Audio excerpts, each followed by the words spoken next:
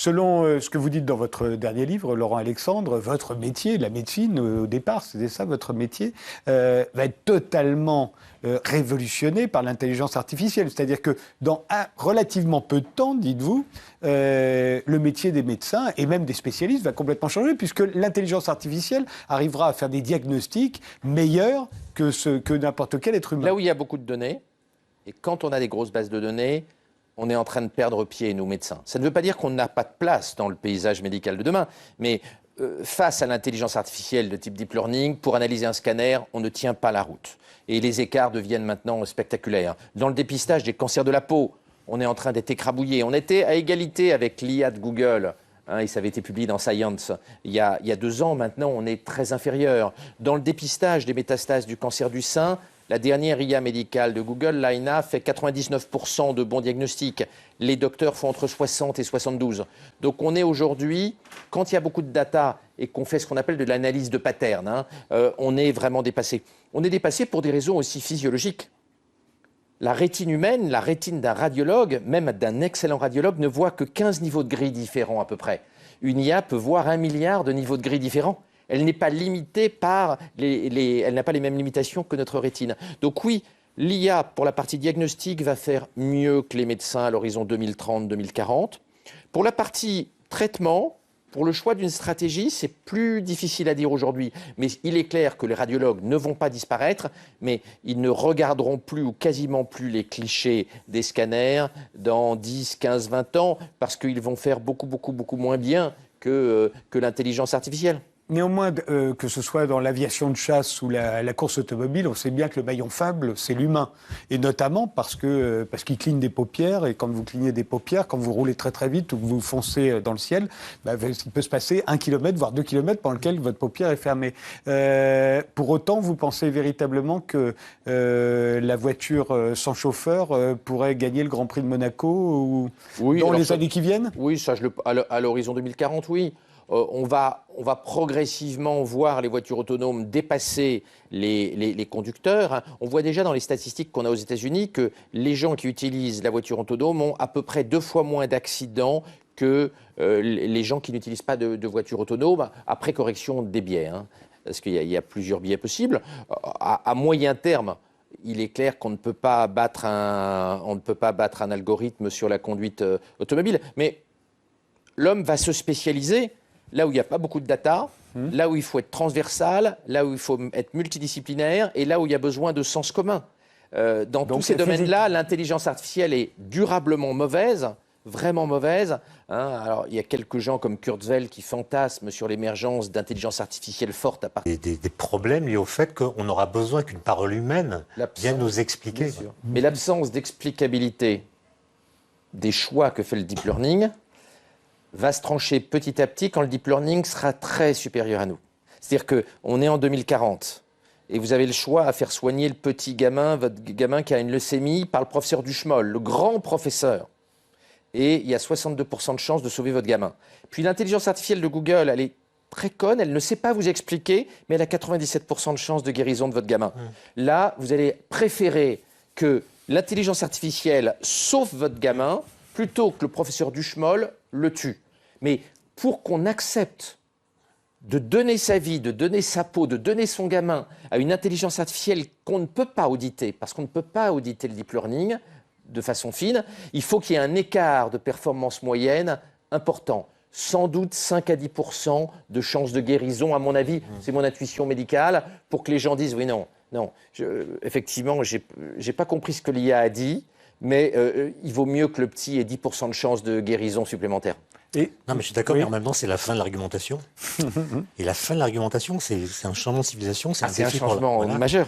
Et qu'est-ce qu'on est prêt à accepter la fin de l'argumentation au prix d'une efficacité ? C'est-à-dire, est-ce que nous allons accepter que nos vies soient administrées dans toutes les sphères où c'est possible par des machines ? Sans explicabilité. Voilà, par des machines.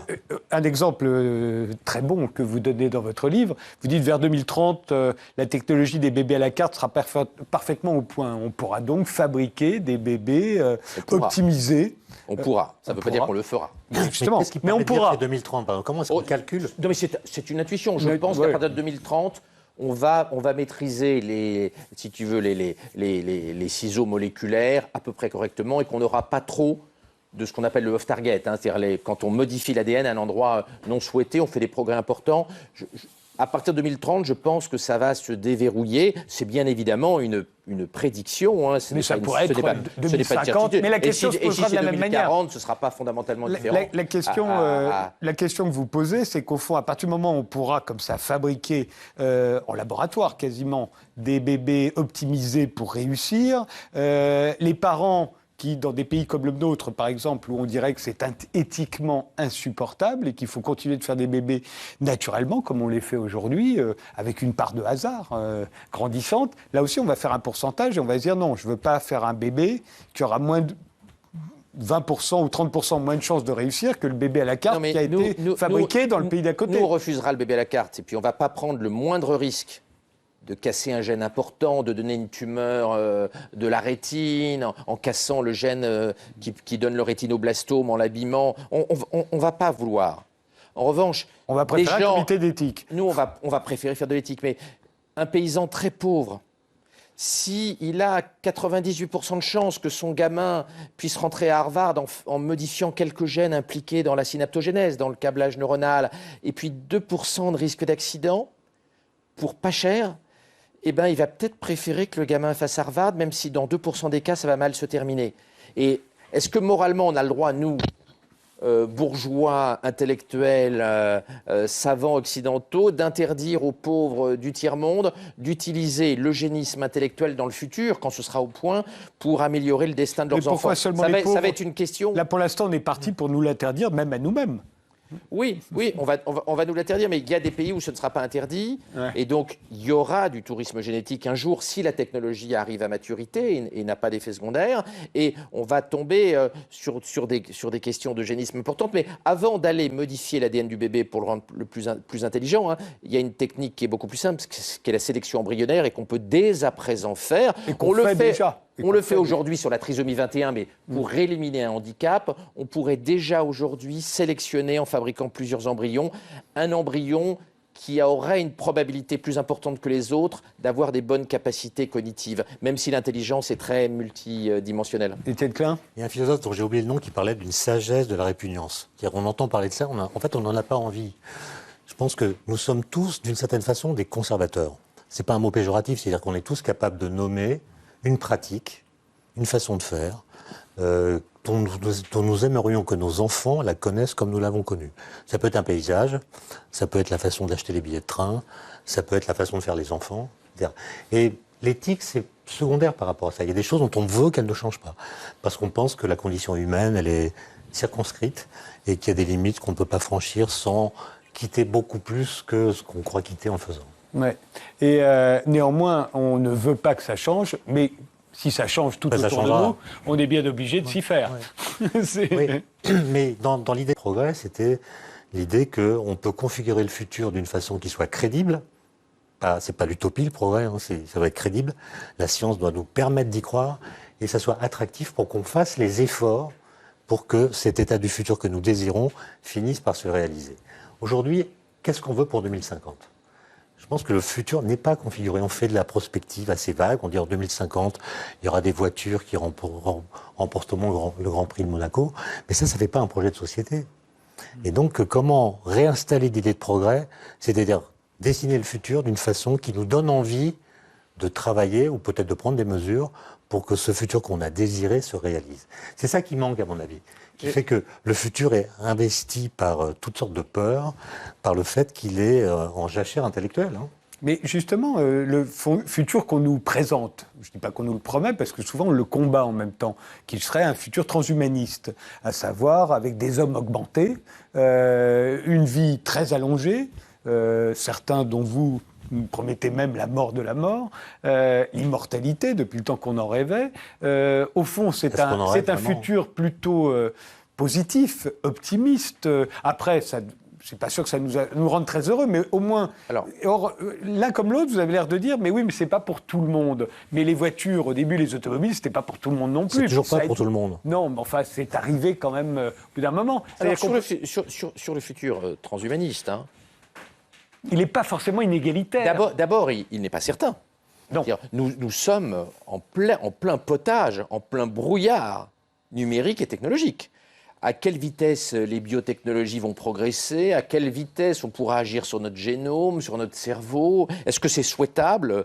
Par ailleurs, nous avons là-dessus des grosses incertitudes. J'ai sorti récemment un papier qui s'intitule « Mes 7 plus grosses conneries ». Quand on fait de la prospective, on dit une quantité d'âneries absolument incroyable. Et c'est les seuls qu'on retient d'ailleurs, c'est dommage. Et moi, je les retiens très bien. D'ailleurs, je publie mes plus grosses conneries technologiques. Donc, c'est très difficile, face à des technologies qui évoluent si vite, de prévoir le futur. Donc, on va beaucoup se tromper. Et puis, quand on regarde la technologie, en général, on ne voit pas les conséquences politiques et on ne voit pas les interférences entre la société civile et la techno. Et c'est là où il y a les plus grosses surprises. Les plus grosses surprises, c'est pas sur la techno, c'est que fait-on de la technologie, qu'est-ce qu'elle devient, comment on s'en sert. L'exemple du téléphone qui était fait au départ pour écouter l'opéra est l'un des exemples les plus célèbres, mais on peut multiplier les exemples de décalage entre ce qu'on pensait que la technologie allait faire et ce qu'elle a réellement fait. Marx pensait que le chemin de fer allait supprimer le système des castes en Inde.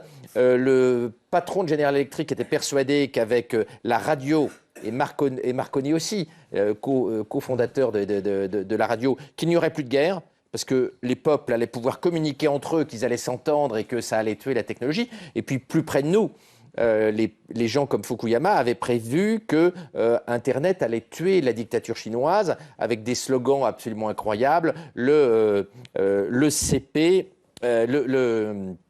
le PC, l'ordinateur, va tuer le CP, le Communiste Party. C'est pas du tout comme ça que ça s'est passé. L'intelligence artificielle est un allié extraordinaire du régime dictatorial chinois. Donc, prédire le futur est difficile sur le plan technologique, encore plus difficile sur ses conséquences sociologiques et politiques. Ça va beaucoup tanguer, on va dire beaucoup de bêtises, on va beaucoup se tromper. C'est pour ça qu'il faudrait qu'il y ait une réflexion collective de la société civile sur la techno, parce qu'on a là des enjeux majeurs et on voit très mal ce qui va se passer. Alors, entre les gens qui cauchemardisent à outrance et puis les gens comme Kurzweil chez Google qui imaginent des progrès transhumanistes incroyables et très rapides et dont le discours est totalement irréaliste, et il faudrait trouver un juste milieu et essayer de domestiquer la technologie à des fins humanistes, parce qu'on peut avoir des problèmes avec les technologies transhumanistes. La sélection embryonnaire, ça peut conduire à des vraies dystopies, hein, à des schémas de type meilleur des mondes. Les neurotechnologies peuvent avoir des conséquences importantes. L'intelligence artificielle elle-même efface une partie de notre autonomie. Hein. The Economist, le grand journal anglais, s'est inquiété du fait que les intelligences artificielles arrivent à prédire avec un bon pourcentage de succès si on est hétérosexuel ou gay, à partir d'une seule photo de nous. Donc effectivement, ces technologies ont des pouvoirs incroyables qu'il va falloir encadrer, et je ne suis pas du tout pour ne pas encadrer nos droits face à la technologie. Donc ça va être un sujet très compliqué, et le fait que les savants aujourd'hui soient rejetés par une large partie de la population est quand même angoissant.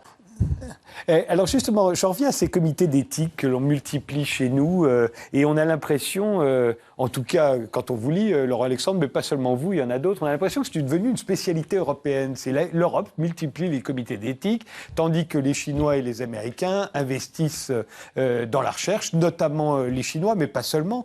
Tout le sud-est asiatique investit considérablement dans la recherche. Nous, on est très loin derrière, et nous, on investit dans les comités d'éthique. C'est très étonnant. La France de 1900 était passionnée par la science et par la recherche. On était d'ailleurs en pointe dans Elle déposait énormément de brevets. Certaines années, elle déposait un tiers des brevets mondiaux. L'industrie allemande et puis l'industrie anglaise étaient supérieures en volume à l'industrie française, mais l'innovation était extrêmement forte.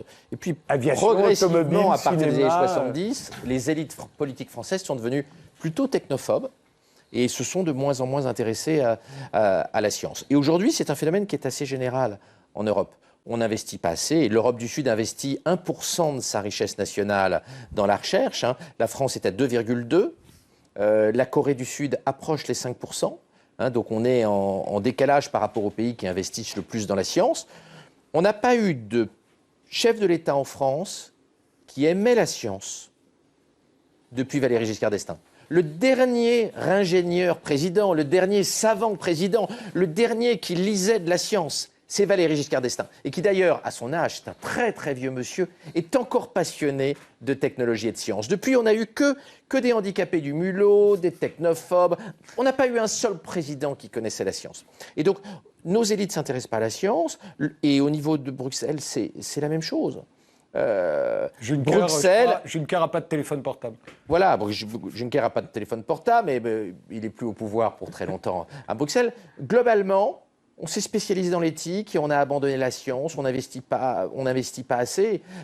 Une première étape serait de mettre la dépense de recherche en France à 3% de la richesse nationale comme l'Allemagne. Mais ça n'est à l'agenda de personne, ça n'intéresse personne. D'ailleurs, dans le grand débat, et j'ai participé à certaines réunions du grand débat, on ne parlait jamais de science, jamais de recherche, jamais de technologie. On imaginait qu'on allait régler les problèmes de pouvoir d'achat des gilets jaunes dans une économie déclinante sans monter en gamme technologique. C'est totalement stupide, c'est totalement idiot, mais ça montre à quel point on est en décalage par rapport à la guerre technologique qui nous occupe aujourd'hui. Redonner des moyens à la science, et pas seulement la science appliquée, mais aussi la science fondamentale qui est cruciale, c'est aujourd'hui ça devrait être à l'agenda des politiques, et pourtant ça n'intéresse malheureusement personne. D'ailleurs, l'Union européenne vient de réunir 80 chercheurs en intelligence artificielle et experts.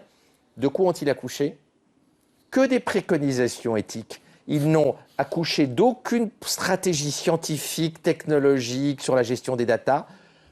Nous sommes en train de devenir, comme le dit mon ami Nicolas Bouzou, nous sommes en train de devenir le café de Flore du XXIe siècle.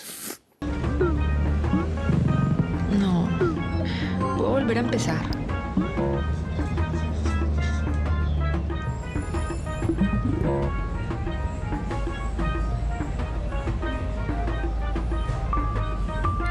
Olvídalo. Estoy presente ahora. Me amo. Estoy libre de mi ira. Estoy libre de mi tristeza. El amor es mi tregua. Habla español. Adiós. Hola, yo soy María.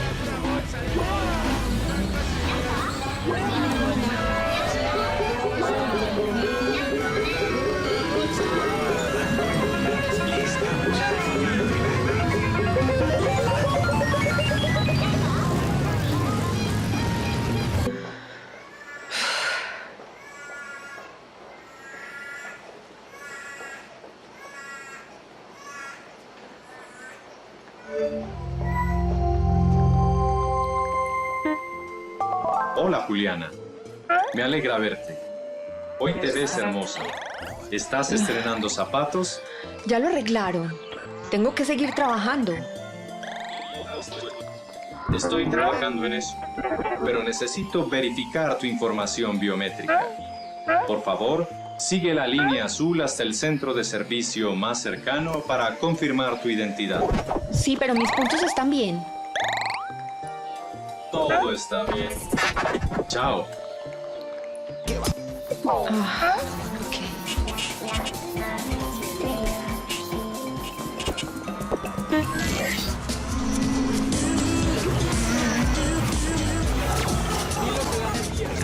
¿Qué? ¿Qué es esto? ¿Qué? ¿Qué está pasando? No, mis puntos, mis puntos.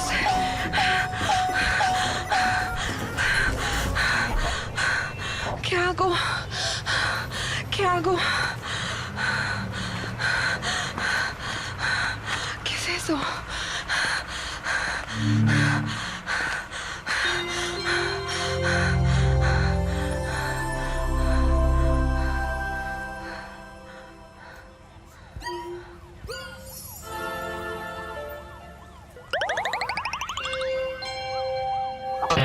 Si soy vos, que vas a tirar para adelante, dámelo.